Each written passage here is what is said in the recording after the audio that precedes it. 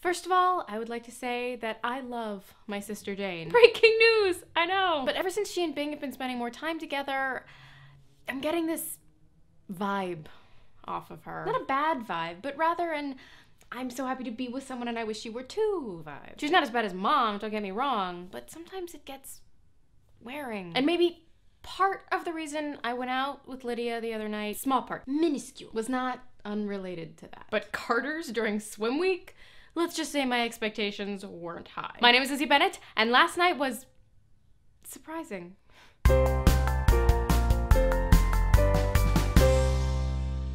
So yeah, I went to Carter's with my sister Lydia. And no, I was not wearing that top. And it's swim week, so the swim team's in town. Which team? All of them. So the bar was full of swimmers, all with very nice drinking habits.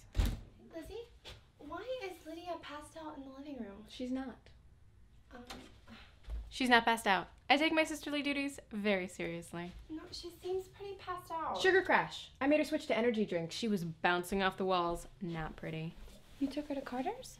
Not took. More like chaperoned. You know how Lydia is. That is so sweet of you. Did you guys have a good time? Clearly you've never been to a bar during swim week. It was saintly of me. And, fun is not exactly the word I would choose. I thought you liked swimmers. Ugh. Allow me to demonstrate a typical interaction of the evening. How old are you? Lizzie, that's not proper. I don't care. You want a drink? Sure. Cool. Give me one too. Oh, okay. What do you want?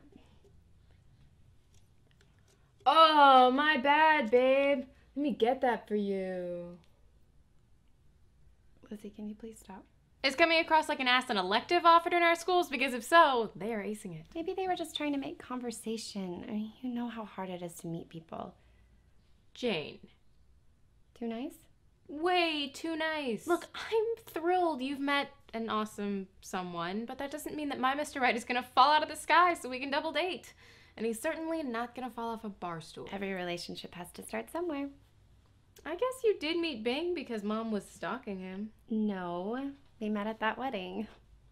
Regardless, I hope my next relationship doesn't start in the gutter. So every swimmer in that bar was a loser? Really? Well, there was one guy. Oh, please don't sit there. Looks like some of these athletes don't mind being up to their ankles in liquids. Wow, he did that? You put your jacket over a beer puddle. I didn't think that happened except in period films. Well, it's making a comeback, like mixtapes and tandem bicycles. Oh, he seems really nice. He asked you what you're studying and made a joke about a walrus? Oh. Now you've spoiled the punchline. And what was his name?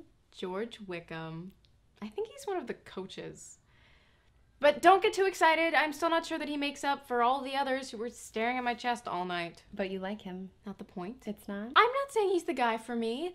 I'm not saying I'm ever going to see him again. I'm just saying he's a gentleman. A rare. Okay, fine. George Wickham is programmed into my phone and he's already texted me today. Happy? Yay! Are you going to see him again? Well, finals are coming up, but hopefully later in the summer. But regardless, all this goes to show that gentlemen are an endangered species, and if we aren't careful, they'll go the way of mixtapes and tandem bicycles. But those are making a comeback. Not the point. The point is that there is no excuse for a guy to be rude, arrogant, or stuck up. Oh, that reminds me. Darcy was walking by the house the other day. Weird. There's no excuse for him. George proves it. Is George cute? Smoking hot.